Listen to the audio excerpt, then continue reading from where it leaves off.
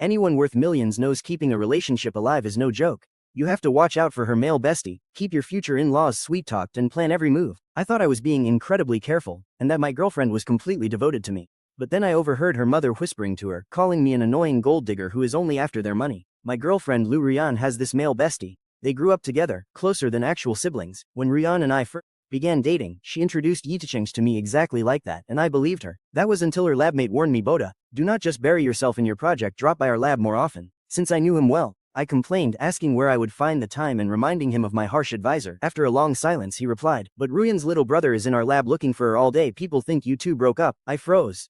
But Ruyan is not the type to play around, and I trusted her completely. If it were anyone else I might have said something, but since it was her little brother, it felt harmless. They just did not understand. Still, when I happened to drop by her lab on my way, I was still taken aback. Yi Tang Chung was actually there. It was a hot day, and he had ordered ice cream delivery for the lab.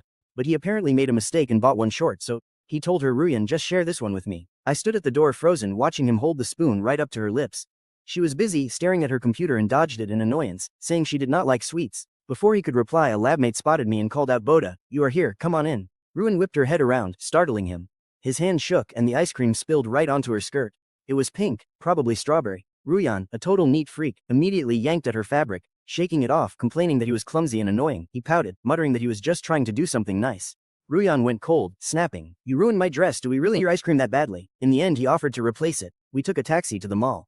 Ruyan had a great figure, so everything fit her like a glove, but he showered her with over-the-top praise, begging her to try on everything. Feeling left out, I wandered around the store, absent-mindedly flipping over a price tag. My family background was very humble. A high-end mall like this was way out of my league. Luckily the store had mirrors everywhere. Through one of the reflections, I caught him standing behind me, his mouth curled down in sheer contempt.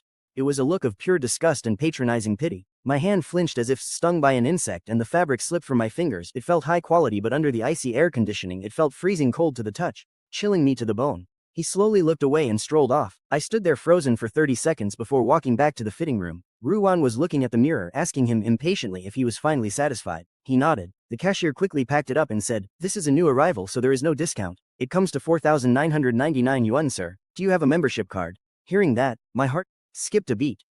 For a thin, summer dress? I nudged her arm, wanting to whisper that she shouldn't let him spend so much, especially since her old skirt wasn't worth nearly that much, but he had already carelessly slapped down his credit card. He said we will take it, then winked at her. Our usual deal, I buy the dress, you buy dinner. As they walked side by side through the mall, a florist stepped up to us, asking if I wanted to buy roses for my girlfriend because of a special deal. He smiled, about to agree, but I quickly stepped in, saying I would buy them myself. He froze, pulling his hand away. He let out a cold laugh, saying he just wanted to buy his sister some flowers, asking why I was so sensitive since I never buy them anyway. That night I lay awake staring at the ceiling, analyzing his motives. I broke it down into 3 possibilities. 1, he is just clueless and genuinely wanted to buy his sister flowers. 2, he was defending her because he thinks I am cheap. Or 3, he actually has feelings for her and is trying to drive us apart. Coming from a poor family, I've always been incredibly sensitive. I used to hate this about myself, knowing I easily overthink and misinterpret what people say. But still, I just cannot help but overanalyze everything. Back in high school, a classmate sitting across from me at lunch said, I grabbed too many chicken legs, you can have my leftovers.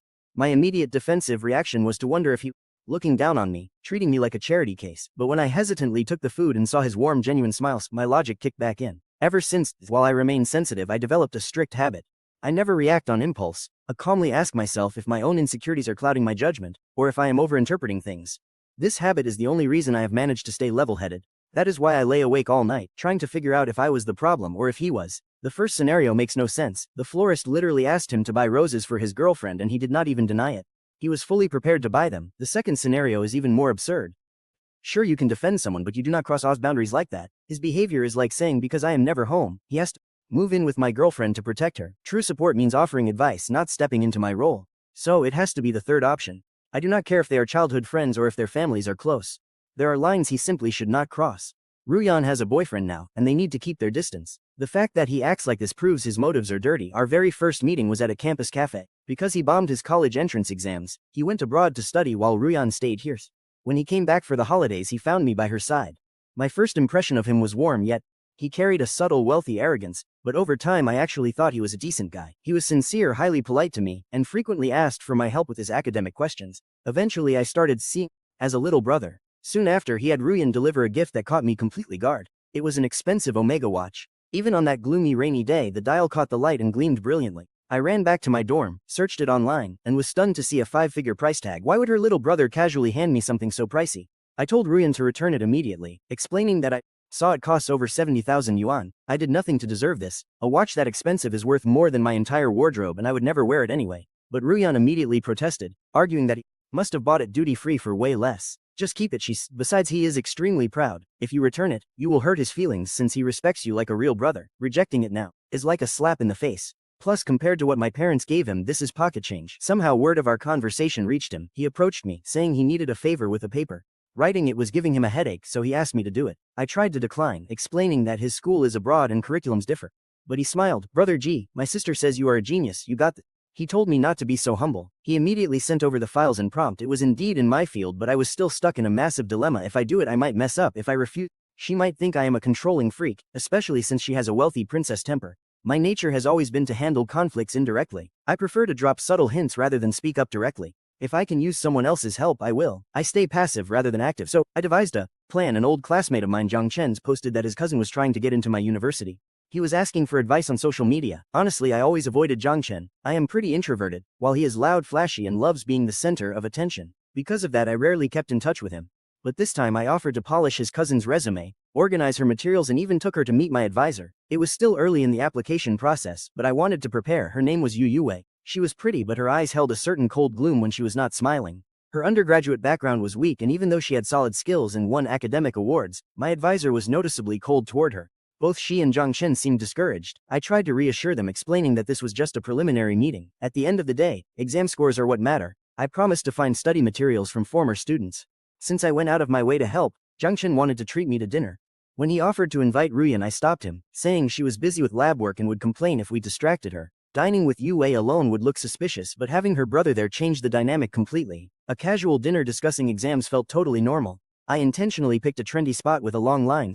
We chatted over dinner for an hour, finishing around 10 p.m. Zhang Cheng's over-the-top energy only made Yu Yue seem quieter. Lu Ruyan and I usually call every night. She had already tried 3 times, but I ignored them all. Figuring her temper had peaked, I finally answered on speaker. Jiboda, where are you? Empty dorm, ignoring my calls. Making sure Zhang Cheng and Yu Yue heard her, I made my voice sound a bit confused. Asking something urgent? With Zhang Cheng and his sister, I did him a favor, so he's treating. Lu Ruyan seemed to choke. 10 seconds of silence passed before she muttered, "Where? I'll come find you." To mask her awkwardness, Lu Ruyan arrived and immediately held Yu Yue's hand like a sister. We chatted about everything from stocks to world affairs, cracking jokes. The vibe was great. By the time we got back to campus, it was already late. I walked Lu Ruyan to her dorm but didn't rush off. In the warm night breeze, she hugged me, stood on tiptoe to kiss my cheek, and put, "Why hang out with other girls without inviting me?" Plus, Yu Yue's skirt was so short, and I knew exactly what Lu Ruyan was thinking.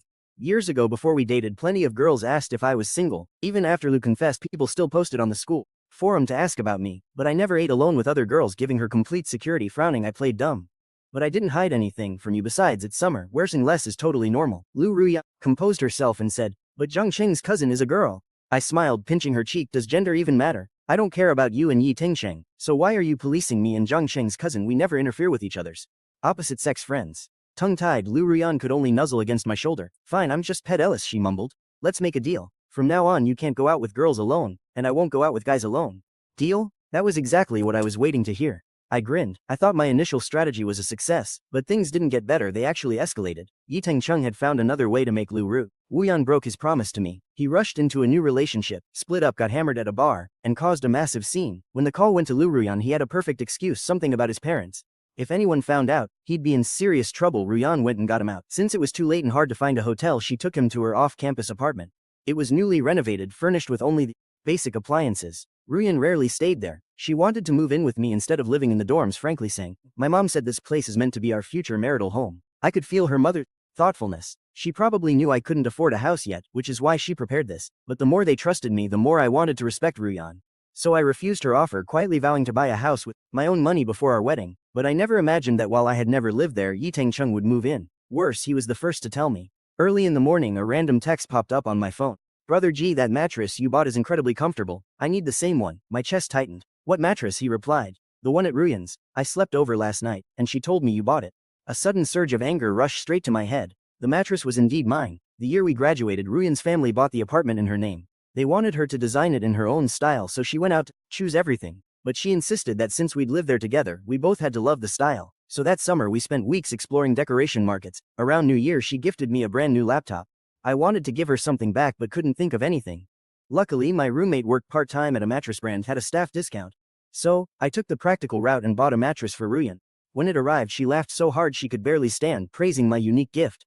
It became her favorite story to show off her quirky boyfriend. I'm sure Yi Tengcheng heard it too. I clenched my fists so hard, my nails dug into my palms. The pain helped me snap out of the emotional spiral and regain my composure. Though my mind was in complete chaos, I had to keep control. So, I sent back a polite text, "Sure, I'll send you the salesman's number. Use my name for a discount." But he instantly replied, "No need, my parents have money, I don't need to pinch pennies like you, brother G." Dating Ruyan my biggest. The real issue is the massive gap in our family backgrounds. The last thing I want to hear is that I am just using Ruyan for her money. Yi Tengcheng clearly knew this. I played dumb, secretly hit record, and spoke calmly. I can't help it. I am already in a marriage mindset, so I have to budget for everything. You will understand once you get a girlfriend. He did not reply. I locked my phone, my ears burning hot for a long time. Up to this point, things have completely crossed my line. I admit I have flaws. By conventional standards, I might not even deserve Ruyan. My parents are just blue-collar workers with no fancy degrees or connections. They have no elite pedigree. Meanwhile, Ruyan's parents are highly successful. One is a professor flying worldwide for lectures, the other a successful entrepreneur. Aside from a sharp brain and a decent face, I have nothing to offer. I really have nothing to show off. It is only natural Yi Tengcheng looks down on me. But giving up on Ruyan just because of his cheap provocations would be cowardly. Before he returned, we had been dating for over a year. We were the perfect campus couple, always incredibly sweet. I truly love her. Her wealthy upbringing made her so confident and radiant. I absorbed her warmth like a sponge, refilling my own cold soul. People often tell me, "Gee, Boda, college really changed you." Honestly, I am just becoming more like her. And I know she loves me unconditionally. She said she fell for me the moment she saw me giving a speech as the outstanding freshman representative. Later, we studied late together. She would doze off, but I stayed up all night, splashing medicated oil on my forehead like crazy, determined to rank in the top 3. And I would not stop. You are so brutal to yourself, but I love it. I was raised to be thrifty, even mending worn-out socks. But Ruyan is my chosen girl. I cannot let Yi Tengcheng ruin us. Since subtle hints did not work, I had to be direct. I tracked down Ruyan and asked her frankly, "Did you let Eun stay overnight at your apartment?" She froze for a moment. "He told you." I asked him not to, fearing you would worry. She quickly added, "It was so late so I did not notify you. I went back to my dorm after, asked my roommates if you do not believe me. Plus, there are security cameras at the school gate. I remember my promises to you." So she does know she should keep her distance from him. But if she knows, why did she cross the line? Now is not the time to blame her. I feigned shock and laughed. "What are you thinking? I would never doubt you and Yi Tengcheng. You have called him your little brother for 20 years. Can't you comfort him after a breakup?" She looked utterly confused. I added earnestly, "Your handling of this wasn't very appropriate. If his family finds out he stayed out all night, got picked up by my girlfriend and slept in our future wedding house, it is going to sound terrible if word gets out. His family is respectable, they would lose face. You should have had me pick him up." This was the most rational speech I could muster. Yi Tengcheng is young and foolish, and Ruyan is bound by politeness, so I won't show any jealousy. Everyone plays a persona, which is actually quite amusing. Though I am naturally sensitive, my blood carries a fierce urge to gamble everything once I set my mind on a goal. I never stopped. When I saw my exam scores and realized I could only attend an average university, I resolutely chose to repeat a year just to fight for a prestigious school. I made the right bet. That elite school gave me a higher starting point, putting me in touch with Ruyan, who was clearly from a different social class. Later, even though we both had guaranteed spots at our college, I insisted on taking the entrance exam for the top-tier university next door. It was do or die. I lost 20 pounds from sheer stress, but I succeeded. As it turned out, when Ruyan saw my acceptance letter, she was happier than me. She bragged to everyone, "My boyfriend is a total academic god." It was only after this that her family gradually accepted our relationship. Since I have decided to mend our relationship, I cannot back down. I thought this move would resolve things, but Ruyan shattered my composure with just one sentence. "I talked to Uncle Yi, a Cheng, and I look out for each other. They are very relieved." My smile froze. His family actually knew and approved of this? I was indeed too foolish. The trust of childhood sweethearts is built day in and day out over decades. It is as solid as a fortress. It could not possibly collapse easily. I quickly faked a look of realization. "Why didn't you say so earlier?" I worried for nothing. Ruyan genuinely thought the storm had passed, hugging me tightly. "Darling, you're the best. Always looking out for me. I really couldn't turn it down. You know, Uncle Yi has always treated me like his own daughter. I can't just ignore a Chang." I let Lu Ruan play the cute act, but it only annoyed me. Still, I shouldn't let my emotions mess with my head. Where there is a will, there is a way. If Yi Tengcheng's parents did not care that he slept over at Liu Ruyan's place, her parents surely had to have some reaction. After all, their beautiful daughter brought a guy home from a bar at midnight. Shouldn't they worry? At least they should consider her reputation and my feelings as her boyfriend. I found a chance to tell her mother that Ah Cheng recently went through a breakup. Just as I expected, she got curious and asked what happened. This was my cue to mention the sleepover. I said Ah Cheng got drunk, slept at Liu Ruyan's apartment for the night and hid it from his family. I claimed I was worried about his mental health. Her mother's hand peeling grapes suddenly paused. For a second I thought she would say something fair, but she quickly started rambling about how they always covered for each other as kids. If one got into trouble, the other shielded them. Her mother kept talking on and on. She shared childhood stories for 10 whole minutes. My plan failed once more and my heart grew cold. Her mother actually thought this was totally normal. To her, Liu Ruyan and Yi Tingcheng were still just kids even in their 20s. Their lifelong bond and the decades of family history ran far deeper than my few years as a future son-in-law. If I demanded that Liu Ruyan keep her distance from Yi Tingcheng, her mother would probably just think I was being too sensitive. Honestly, I was getting sick of this entire situation. A childhood friend like him was impossible to get rid of, offend, or even argue with. Reasoning with them was useless, so I decided it was time for my third plan. If the mountain will not come to me, I must go to the mountain. Or maybe I could just move the mountain away entirely. Since I could not stop Yi Tingcheng from coming around, I had to get Liu Ruyan away from him. We both planned on pursuing academic research. If we applied for PhD programs abroad, we could naturally cut Yi Tingcheng out of our lives. Plus, from a career standpoint, having international experience would be incredibly valuable for us both. I had a serious heart-to-heart talk with Liu Ruyan about this before.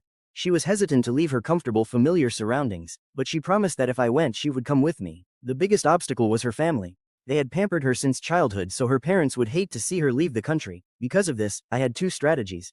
The ideal outcome was that she would happily join me, and her family would not stand in our way.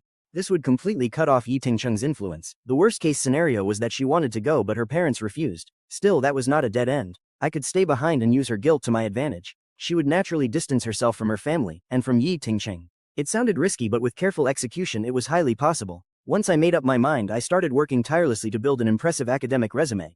I needed a full scholarship to cover my living expenses, so I worked like a madman on my research papers. I practically lived in the lab. During my rare 5-minute breaks, I would scroll through social media. Yi Teng's posts. He loved sharing his life. I knew all his accounts. On his main page, he was a cheerful, handsome guy, with tons of followers who praised his wealthy lifestyle. But he also had a private alt account where he was different. He was moody, artistic, and sometimes hilariously goofy. Honestly, if I did not know him in real life, I would have thought he was a pretty cool guy to be friends with. But while I was grinding day and night to publish, Yi Tingcheng posted a photo from a party with Liu Ruyan. There were 5 or 6 friends in the picture, but he was standing closest to her. The way they looked at each other made them look exactly like a couple. A sharp pain shot straight through my chest. I had always been so sure that Liu Ruyan did not feel that way about him. That was why I fought so hard. But what if I was completely wrong? My head throbbed. When I went downstairs to grab food, weeks of exhaustion and low blood sugar caught up to me. My legs buckled and I tumbled down the stairs. It was a nasty fall. I sprained my ankle and split my forehead open. I was a complete mess. It was Sunday night and the building was dead silent. Nobody came to check on the signs. I dragged myself up, pulled out my phone to look for help, and tapped on Liu Ruyan's profile. Our last voice message was her telling me it was Ah Cheng's birthday and they were going out for karaoke. I had replied saying I would wait for her call. They were together right now. Was this a good time to call?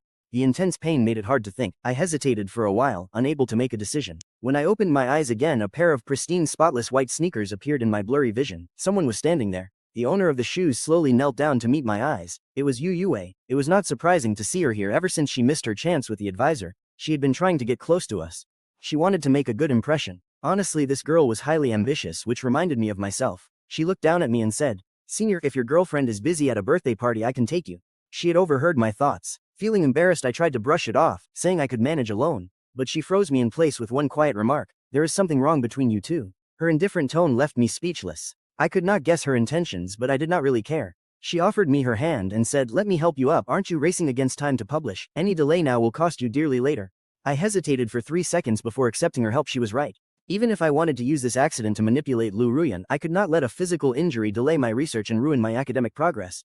She helped me up. Though she looked slender, she had enough strength to support me downstairs. She moved fast. Within an hour my ankle was treated and the doctor gave me some glucose. My CT scan showed no serious damage. It was incredibly late, but she showed no signs of exhaustion. As she neatly organized my medical receipts by size, she casually suggested, "You should call your girlfriend to come over." I looked at her confused. "What? Call your girlfriend?" she replied. "Her boyfriend got hurt but only calls after his wounds are dressed. Seeing how considerate you are, her guilt will double."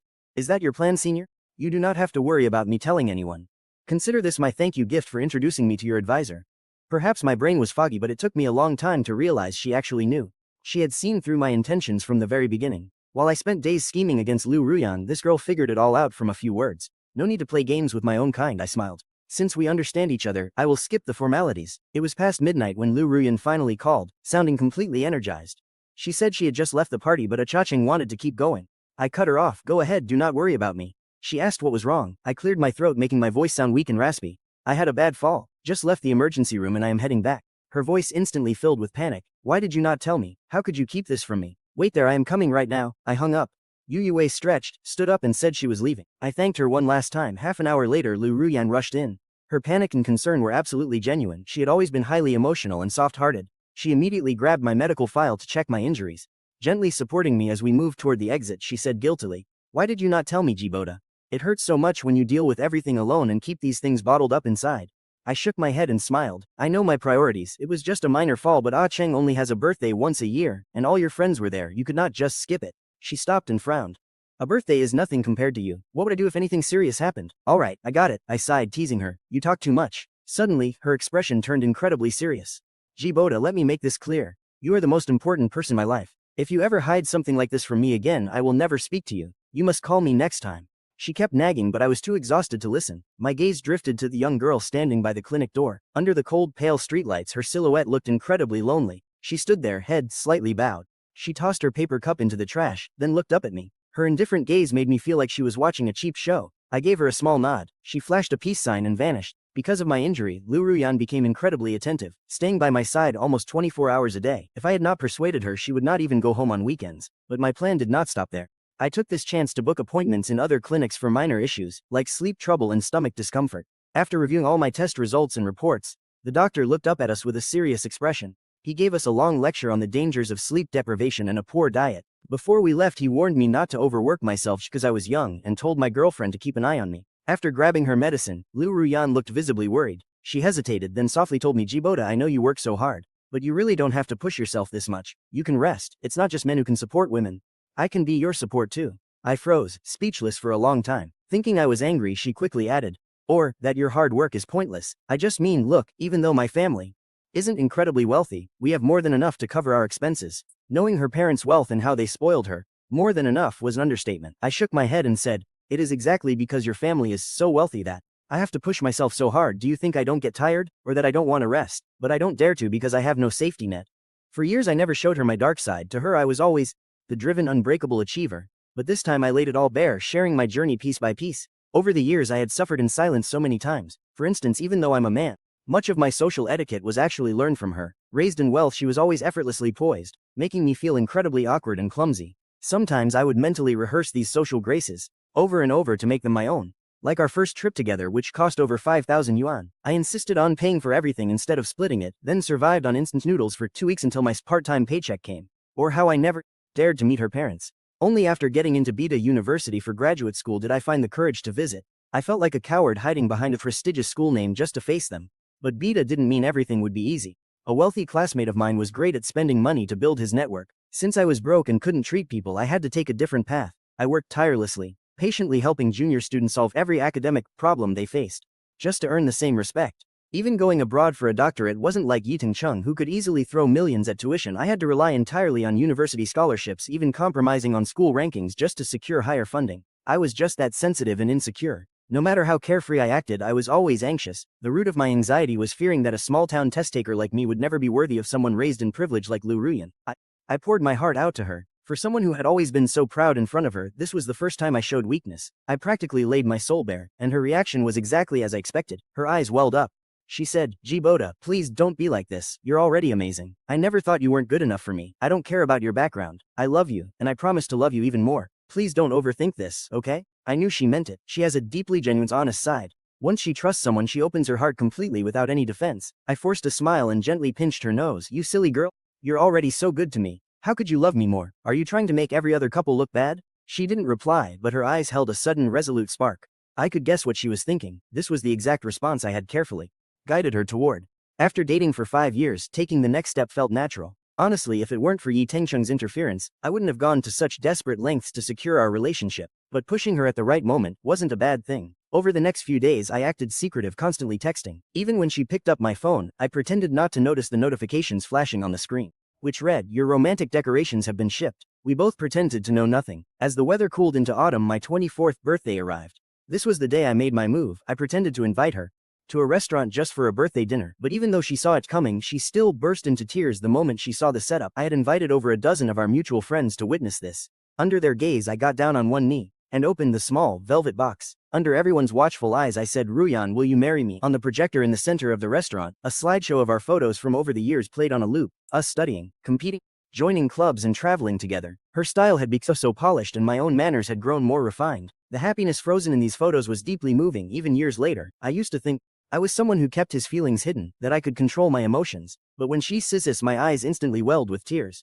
Our friends captured this moment and shared it online. Everyone was laughing and celebrating. The cheers felt like waves washing over me in dizzying bursts, but the very next moment her phone rang. She glanced at the screen, her expression instantly turning grave. She gestured to me and stepped aside to take the call. I quietly slipped closer, only to hear her mother's frantic voice. "Come quickly, Chung had an accident. He is in the hospital." Lu Ruan replied with frustration. "Mom, I'm busy here, I can't leave." "What nonsense. We won't even mention you getting engaged behind our backs, but Cheng got hit by a car while rushing out to buy things for your celebration. You have to come." "Mom, can I go later?" Boda and I, her mother cut her off. "Our families have been close for decades. Remember how good Uncle Yi was to you when you were little? You're going to drive me crazy." Lu Ruan smiled bitterly. "Fine, don't worry, I'll go right away." She hung up but seemed caught in an internal battle, not even turning around to talk to me. Seeing her torn like that, I clasped my hands. The ring on my finger dug into my skin, causing a sharp throbbing pain. Yi Tingsheng. Again, it was Yi Tingsheng. Why did this man always show up in my life? Getting hurt at this exact moment, was it really a coincidence? I felt my efforts were meaningless. Lu Ruan was always so soft-hearted. Calling her a saint would be an insult to actual saints. Since she could ache for me when I was hurt, of course she would worry about Yi Tingsheng. Even at my proposal, she still couldn't resist her mother's orders and planned to leave me behind to visit him. As for leaving me alone to deal with our friends, she might feel bad for me, but in the end, I would be the one paying the price for her dilemma. But why should I always bear that cost? The friends here weren't just hers, they were mine too. They would have to share my embarrassment. I slipped into the restroom to calm down. It felt like an axe had split me in two. One side wild, furious, wanting to call off the engagement right now and cut ties forever. The other side was calm and rational, calculating how to handle this without becoming a laughingstock. No matter what I did, it was wrong and it felt incredibly suffocating. I didn't want to fight with Yi Tingsheng forever.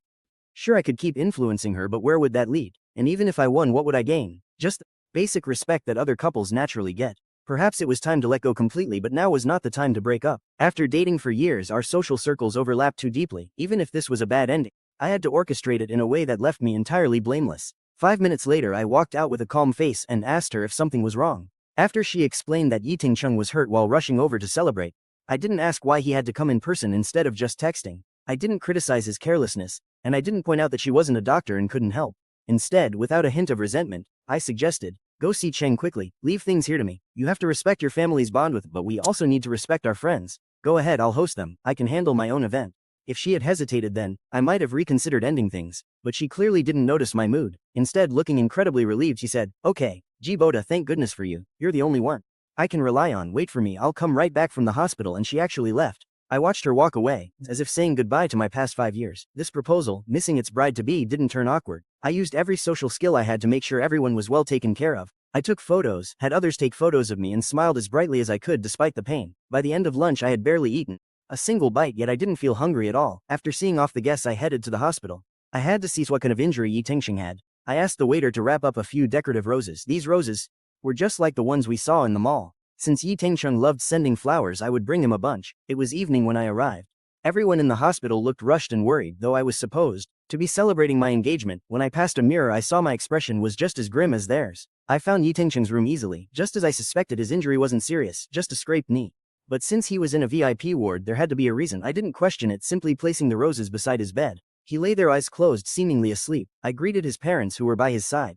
Their vibe was very similar to Lu Ruyan's parents, condescendingly polite as wealthy elders often are. But maybe it was just my imagination, but both of them looked uneasy. Uncle Yi hesitated to speak while his wife let out a long sigh. He patted my shoulder. "You must be Bodath, it's our Cheng's fault. We spoiled him rotten and that is on us." His dad sighed, gently patting his wife's arm. "What are you saying? He's in a hospital bed. Can't this wait?" She glared at him. "Keep spoiling him," and sooner or later she trailed off. I always knew Ito Cheng was incredibly spoiled. Seeing it today, he was indeed rotten to the core. But if he just ruined our proposal, why were his parents this furious? There was something hidden in their words I needed to find out. I slipped out of the ward to look for Ruyan. Luckily it didn't take long. I spotted her shadow in the rooftop stairwell. Standing right next to her, holding her arm, was her mother. She was lecturing her. "Jiboda is great, I never said otherwise. But a proposal is huge. You just agreed without consulting us? Do you think you don't need your parents anymore?" Ruyan whimpered. "We've been dating for 5 years. Shouldn't we be together?" "Yes, but look at Cheng now." "Sweetheart, think this over. We can't let Cheng lose out." Ruyan snapped. "Stop, Ito Cheng is lying, I can tell. He's full of lies, yet you believe him. He claims he likes me now, that's impossible." I stood there frozen, listening. Even though I already knew, hearing Kit from them still sent a jolt through me. The sheer weight of those words was hard to process. If I hadn't already resolved to walk away, this would have destroyed me. Ito Cheng really loved Ruyan and had just confessed to her. But Ruyan's mother saying they couldn't let Cheng down? It caught me off guard. I used to wonder about Ruyan's mother's intentions when she claimed Cheng staying at Ruyan's place was fine. Was I paranoid, or was there more to it?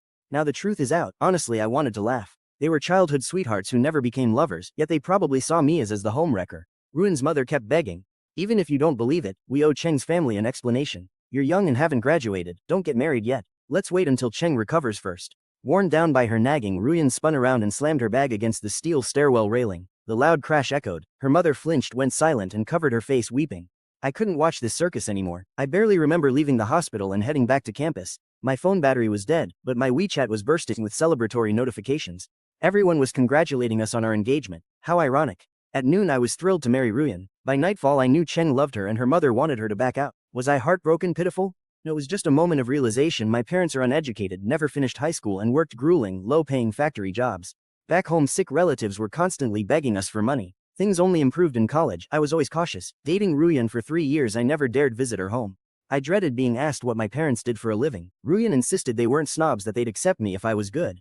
I wanted to believe her but waited until grad school. Only after getting into grad school did I visit. They were so warm and praising I foolishly thought I had misjudged them. I was incredibly naive. Ruyan's parents never actually liked me. They just didn't want to upset their daughter, so they tolerated us. Dating was fine, but marriage was a hard no. The more I thought, the colder I felt. I needed something warm. Like alcohol. But I couldn't get wasted. Ruyan might call and I need to stay sharp. I bought exactly 3 beers and drank silently on the stadium bleachers. By 11:30, she still hadn't reached out. Clutching my beer, he casually texted, "I went to see Cheng tonight but missed you. Going back to my dorm now. Let know when you're home, love you." Sending that, I knew we were over. Right now my head was spinning. Laying low was best. Once I sobered up I'd plan my exit. The breakup had to be on my terms.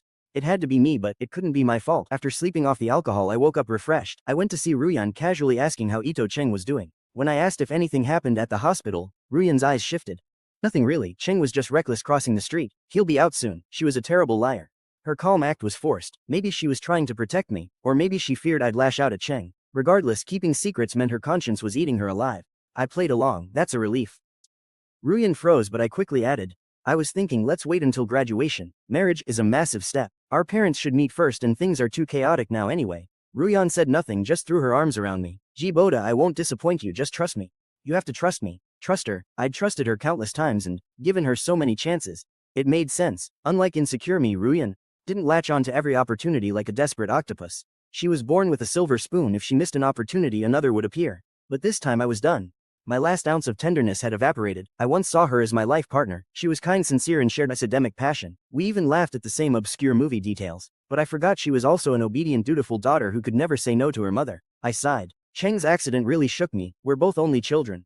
If anything happens, our parents would be devastated. What if we skip going abroad and stay here for our PhDs? Rouge was overjoyed. She hated the idea of leaving anyway.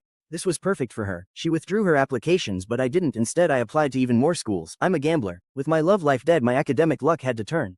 I bet on flawless lab data and publishing top-tier papers, and since Ruyan chose to hide Cheng's confession, I decided to play along and prepare a little surprise of my own. I acted completely normal but started visiting her family constantly. As the official boyfriend, bringing fruits and gifts made even the security guards and neighborhood cleaners recognize me.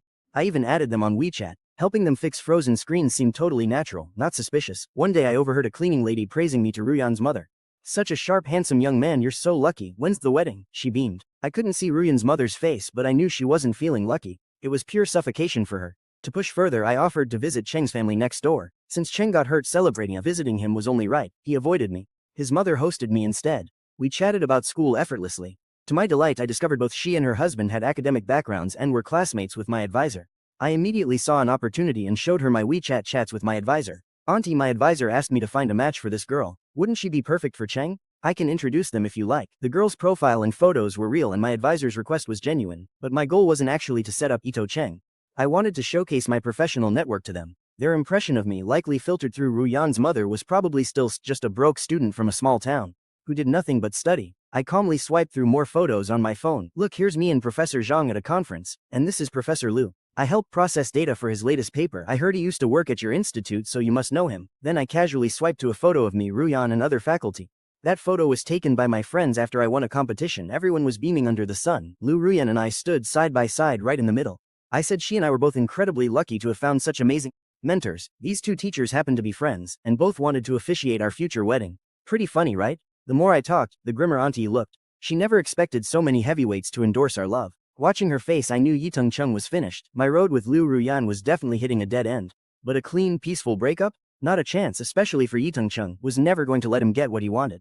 I admit I was still gambling. I bet Auntie Yi would intervene. She might let her son steal a poor student's girlfriend. But if that student is her colleague's prized pupil, she must think twice. As for Ruyan's family, they definitely liked her. Pairing up those childhood sweethearts would save them much trouble, but unlike the blindly doting uncle and Auntie Yi, they still had some rationality. Ruyan and I had dated for 5 years and had a very public proposal, and announced it to our entire social circle. How could any respectable, decent family allow their son to wreck a relationship like that? From what I gathered, Auntie Yi is naturally conservative and has spent her whole life working in the government system. She fears public scandal more than anyone. As they say, man with no shoes fears nothing. Compared to Yiting Chung, I had nothing to lose. Unless Yiting Chung and Ruyan actually married. Otherwise her family wouldn't dare take the risk. I won the bet. 2 days later, when I brought up Yitung Chung again, Ruyan told me he had gone abroad. He would choose a school later and his mother went with him. I looked away, pretending not to notice Run's troubled expression. Yiting Chung had been idling at home for a year with no plans, yet my single visit suddenly settled everything. It was glaringly obvious that the Yi parents had finally learned their lesson and refused to let their son run wild. His departure was a huge blow to Ruyan's mother, or maybe Auntie Yi had warned her about something. She probably guessed I had a hand in this. The next time I visited, flat out told me to stop coming over. Her excuse was that she was feeling unwell and needed hospital visits for headaches and shoulder pain and eye trouble. Since local hospitals found nothing, she was heading thousands of miles away to Beijing or Shanghai. Really, she just wanted to separate Ruyan and me. The same old tricks. What I realized, her mother knew too.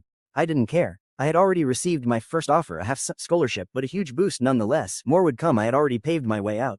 Keeping up this act was only because I wanted cleanly and gracefully. I thoughtfully encouraged Run to go with her mother. She resisted, worrying about graduation, but I played the filial card for her mom. Soon she was splitting her time between school and hospital until her mother finally grew tired of traveling and returned home. Noticing Ruyan had lost weight, I offered to cook her some nourishing soups. Since my dorm had no kitchen, I headed to the wedding apartment her mother bought us, Bian Garden. Ruyan had given me the keys before, but I rarely used them. It was a luxury place and I didn't want her mother thinking I was after their money. But now I wanted them to think my true colors were showing. I frequently visited Beyond Garden to cook for Ruyan, always sharing leftovers with my lab mates. Her parents' friends lived in the same complex. They often saw me carrying my thermal lunchbox and stopped to chat, praising me as a caring, devoted guy. I knew these compliments would reach her parents. Some busybodies probably even asked them when we were finally tying the knot so they could prepare wedding gifts.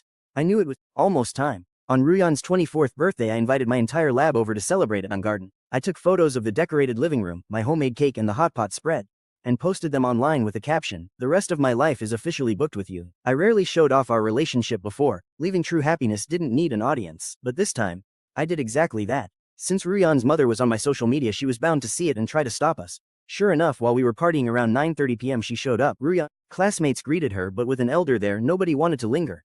They soon got up. I told her she should go home and rest while I cleaned the kitchen, but she just smiled and ushered me out, saying a young man shouldn't be stuck in the kitchen and I should head back with my friends. I knew her game, she just didn't want me staying overnight. Yitung Chung could sleep here. But I couldn't. Hilarious. I pretended to suspect nothing and left with my classmates. Halfway back I realized I had left my phone behind and asked 2 friends to return with me. I had secretly rigged the door so it wouldn't shut. Through the crack, her mother's angry voice drifted out. "Inviting all those people over, before you are even married. Who knows what he will do after? What did I tell you? My judgment is never wrong. Jiboda is incredibly scheming. People from his hometown are full of devious tricks. He is only after our apartment and money. Open your eyes, do not let him fool you." My racing heart finally settled. The result was absolutely perfect. For 2 months I'd been provoking her mother by playing the perfect fiancé, caring for Ruyan's every need, waiting for her to finally snap. Her breaking point was my perfect chance to call it quits. I stood there, frozen like a dasta. My 2 friends exchanged worried glances and gently pulled my arm. "Senior," they whispered, "her mom seems in a bad mood. Maybe we should head back first."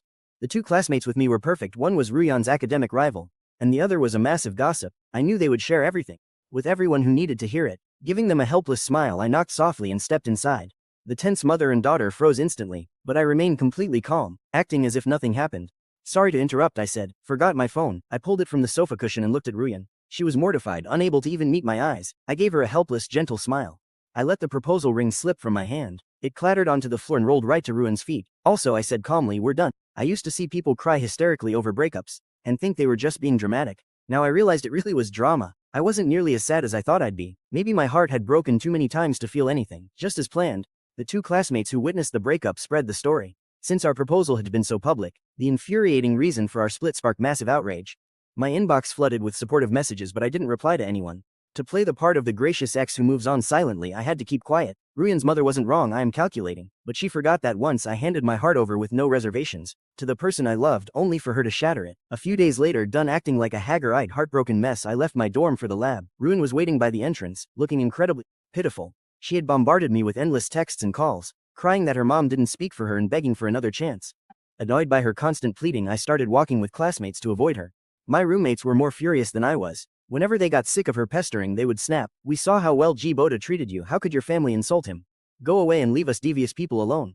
Ruyan had no defense. She couldn't deny the cruel things her mother had said. Besides, before this I had been an absolutely flawless boyfriend to her. But then came an even sharper sting. Young Chen found out about our breakup and invited several college friends to dinner. There were guys, girls, and even a classmate who had liked me for years. Ruyan stood by the building, watching me leave with them. She looked like she wanted to join but stayed put. She no longer had the right to stand by me. At dinner, I gently broke the news that I was moving abroad to focus on my studies and heal. Zhang Chen couldn't stand injustice and immediately snapped, "She's awful. Just because her family has a little money, she treats you like a thief. Don't worry, we're cutting her out of all our future get-togethers."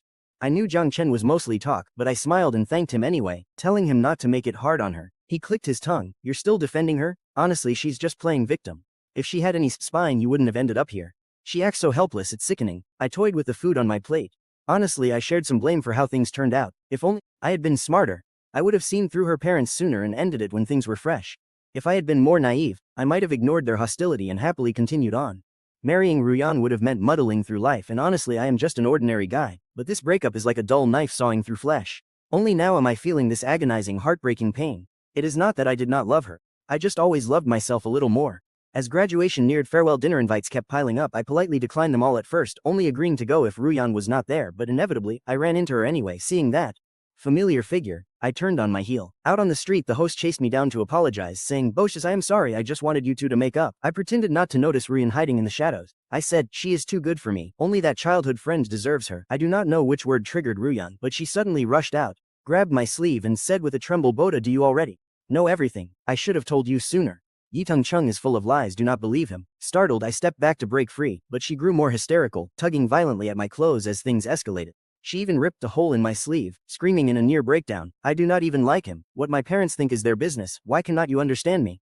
Right then, the food street was packed with people. We were making such a scene that everyone stared. Holding my forehead in exhaustion, I asked, "How else should I understand you? Your parents look down on my poverty. Just because I am poor, must I accept being treated like garbage? Should I not care? The person I love cannot even stand by me. Every time I step forward, you take a relieved step back. What is the point of my holding on? Runes, instead of cornering me here. Why do you not convince your parents? Because you are a coward. Because you do not love me enough. I have compromised enough." The crowd grew, and I spotted a few younger students from C University watching us. People were even filming with their phones. Ruin sobbed, crying as she apologized, desperately clutching my torn sleeve as if letting go meant losing me forever. Our mutual friends tried to pull us apart, and Ruyan, a few burly guys eating skewers nearby, stepped in. "What is this? Since when can women just harass men? Do not push your luck." In all the chaos, Ruyan somehow tripped and fell to the ground. When he fell, I instinctively tried to catch him. Amid the surging crowd, I got injured too. Security and police rushed over, and the whole mess escalated. 5 or 6 of us were dragged in for statements. Luckily, this street is packed with cameras. The surveillance footage clearly showed Lu Run grabbed me first, putting the blame squarely on her. With graduation around the corner, I wanted to avoid drama. Her parents rushed over, offering endless apologies and desperate pleas, even begging me for mercy. "Where is Jiboda? Go tell the officers that couples fight all the time. Why make a scene?" I cut them off, showing them my ruined bracelet. "Uncle, Auntie," I said, "Lu Ruyan and I broke up months ago. We are not some couple having a playful spat. If you keep twisting the truth, I will gladly escalate this with the police." Lately, Lu Ruyan has been constantly harassing me, completely ruining my life. If I frame it like that, the charges change. You two should think carefully. Their faces turned pale, but they restrained themselves in public. Uncle tried to pull his wife away, but she muttered a bitter curse under her breath, saying, "What did I tell you? A guy like him is completely beneath our daughter." I usually have a good temper, but not today. I looked straight into her mother's eyes and said, "Auntie, you have it backward. Your daughter is beneath me." With that, even her usually gentle father lost his smile. "Our family has always treated you well." I smiled right back. "Then please, uncle, spell it out. How exactly did you treat me so well? Did I spend a single dime of yours?" Before her father could reply, her mother snapped, "And her money comes from us. We bought her a condo for a dowry. Is that not generous enough? We even paid for you to study abroad with her. Jiboda, could your family ever afford that? You had to rely on us." This time I actually laughed, pulled a small notebook from my bag, shoved it into her hand and said slowly, "This is every single expense since Lu Ruyan and I started dating. All these years we split every dime 50-50, fair and square. As for your, I haven't lived in it for a single day. And about my study abroad money, I shifted my gaze to the back and asked, Lu Ruyan, your mother does not know, but you do, right? She stood silently in the distance, her eyes filled with pain. Innocent as she once was, she probably never expected this. I never expected her parents to be so aggressive. Her tears seemed completely dried up. As a graduate student, I win the national scholarship every year, get project allowances and do freelance gigs. My grades are great, and I make good money too. Mom, I told you so many times, Jiboda is not after our money. Why do you never believe him? Ashamed and furious, her mother gritted her teeth. You are too young. You do not know what a scheming phoenix like, out there. Everything costs money. He talks a big game, but what about the future? Suddenly, Lu Ruyan burst into laughter, wiping away her tears. She smiled bitterly. Mom, stop, there is no future left for us anyway. Those words seemed to drain all her remaining strength. Her shoulders slumped, looking completely defeated. She slowly turned and walked out the door. Watching her, I felt only a profound sadness. I had given her the very best of me. Even when we broke up, if she got hurt, I would throw myself under her to shield her. But whenever her family attacked me, she always shrank away. Not once did she stand by me. Even now, when I forced her to speak up for me, she still seized the chance to run away from everything. I spoke softly, my voice heavy with sorrow. I tried my best, but you backed down first. This time, I believe she finally understood that I had absolutely no future. And the reason was simply that she always obeyed her mother. I doubt she will ever ask to get back together. Our relationship was finally completely strangled to death by her parents. Yet her parents kept rambling on. Having lost face in front of everyone after I shut them down, they kept shouting, "A phoenix man is always a phoenix man. My daughter was blinded by you. You can fool her, but you cannot fool me." I laughed and interrupted. Aunties, stop grasping at straws. You claim I spent your money, but where is your proof? You say even if I sound nice now, who knows about the future? So proof or not, I am still guilty. I am always after your money. Talk about a double standard. And you think I am the one playing minds? You have to my face, you called me your future son-in-law and praised me. Behind my back, you call me a phoenix. Man, why are you so two-faced? You told Lu Ruyan that this house was our future home, yet I have never even stepped inside and you accuse me of coveting your property. Who is really just talking big here? You claimed you have never misjudged a person in your entire life. Why don't you look in the mirror and see what kind of muddy swamp you crawled out of? With that, I walked away, leaving her furious parents seething. With my school affairs finished, I took leave to head back home. On the way, I checked my phone. Someone had shared a video of her begging for my forgiveness across campus groups, sparking a huge debate. Some blamed her impulsiveness, while others called me heartless. Then someone leaked the real reason we broke up, making the debate even fiercer. Self-righteous keyboard warriors started claiming my behavior was ugly and that I deserved it. Shockingly, those comments got tons of likes. Well, there is nothing you can do about unique minds in this world. They think they are superior, but they are just clowns. Fortunately, people quickly stood up to slap them down. They posted that Jiboda is actually the most popular guy in the lab.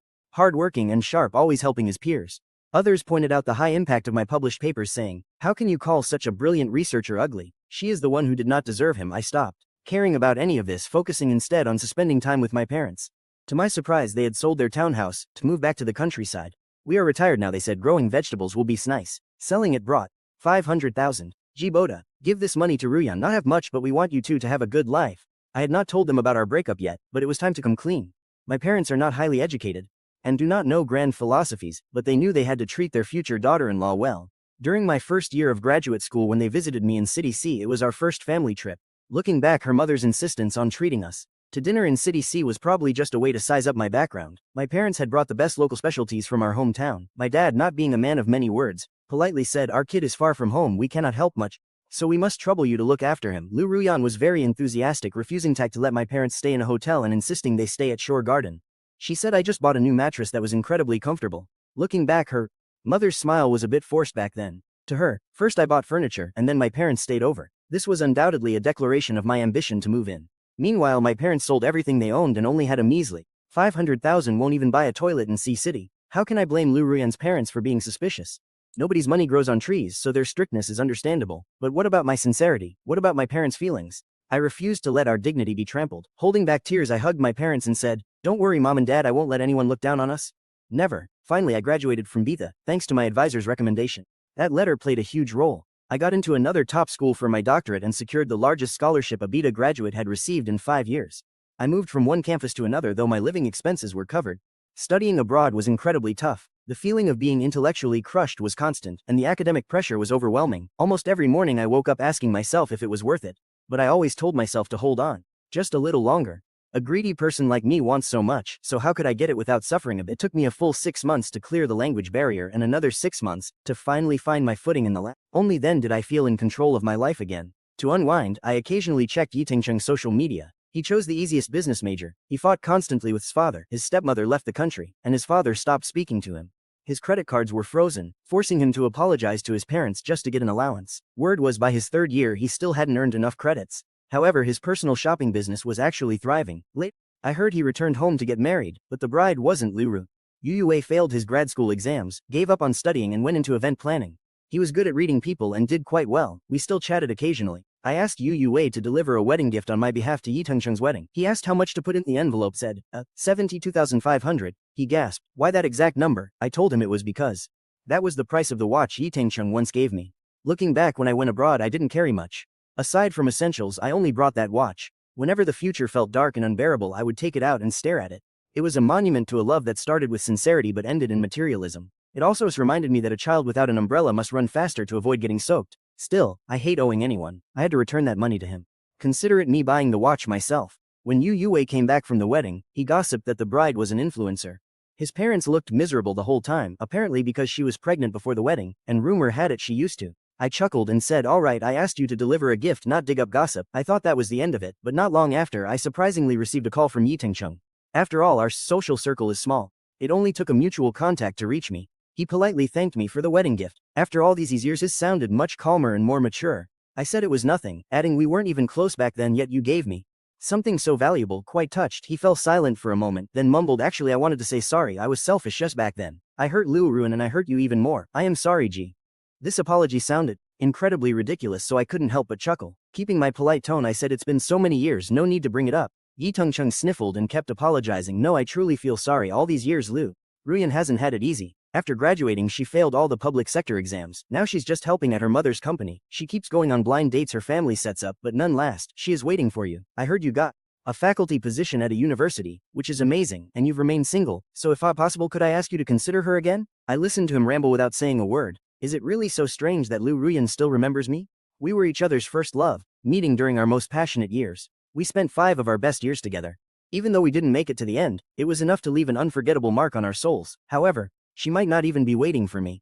Maybe her parents are just too picky, or her boyfriend's Yi Tengcheng. Consider her again? In what capacity are you asking? As her childhood friend or her former secret admirer? Yi Tengcheng protest. I never liked Lu Ruyan if that's what's bothering you. I replied, then you're just lying. He said, it wasn't on purpose. Her mother asked me to find a way to break you two up. She kept saying you and Lu Ruyan weren't a match. She figured if I could make you feel inferior you'd leave her. I asked. She looked down on me years ago, so why would she accept me now? Yi Tengcheng hesitated. Deep down she loves Ruyan. So rather than seeing her wander endlessly, she'd rather let us be together. I finished his sentence. I honestly couldn't help but laugh. Sorry, I have doing great now and I don't want to revisit past miseries.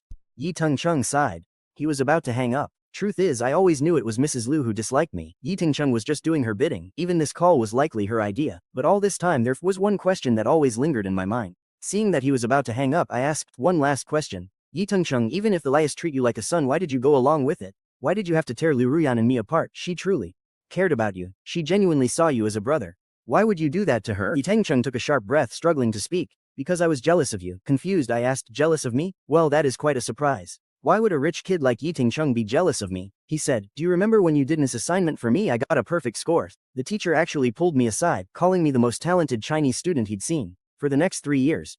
I did try, but no matter how late I stayed up or how hard I studied, I always got the same feedback. What a waste, Yi Tengcheng. You're a smart student. You can write an essay so perfectly, yet why won't you study hard for exams? I couldn't explain back then. Gee, I knew I was jealous of you. I envied how easily you reached heights I could never achieve in my lifetime, so I wanted to destroy what you had. Just to bring you down a peg. I did succeed. You and Lu Ruyan broke up, yet I didn't feel a single drop of joy. Hearing this, it was hard to describe how I felt. Shock, helplessness, but most of all, a sense of relief. I had imagined so many reasons for his constant bitterness. Maybe he secretly liked Lu Ruyan, or despised my ordinary background, or just found my personality annoying. But never in a million years did I expect it was because he felt inferior to me. It turned out I had things worthy of his jealousy. It turned out a sensitive, fragile and insecure small-town exam grinder like me could actually be envied. All along, without me knowing, it wasn't just me secretly envying him. While I envied his wealthy upbringing, he was secretly envying me. Talk about ironic, yet it brought sudden closure. Hanging up, I pulled that watch from the back of my drawer. For all these years I had kept it safe and carried it with me everywhere I went, but I never once wore it in public. The diamonds were brilliant and bright, the craftsmanship exquisite. Yi Tengcheng had good taste, it really was beautiful. I admired it in silence for another minute, then took it off. I put it back in its box, slid it into the back of the drawer and locked it away. No matter how gorgeous or expensive, it was just a cold piece of jewelry, useless beyond its looks. It simply didn't suit me. Besides, I am now the youngest Chinese faculty member at this prestigious university. I have to lead my students into this lab soon, and wearing a watch makes handling lab equipment rather inconvenient anyway.